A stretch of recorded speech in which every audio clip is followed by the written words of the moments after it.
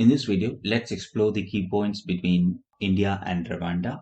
First, Joint Defense Cooperation Committee meeting. India and Rwanda held the inauguration edition of JDCC meeting in Kigali, Rwanda on February 8, 2024. The meeting was aimed to explore opportunity to enhance the defense cooperation between the two nations.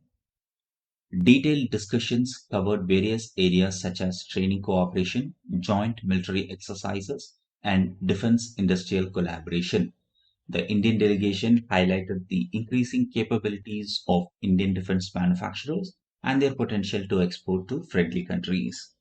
Rwanda expressed keen interest in strengthening training cooperation and showed confidence in India's growing defense industry capabilities.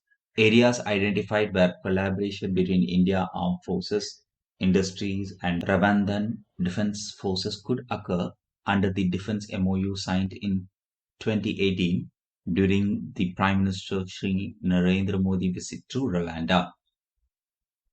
India and Rwanda have maintained cordial relations that have steadily grown over the years.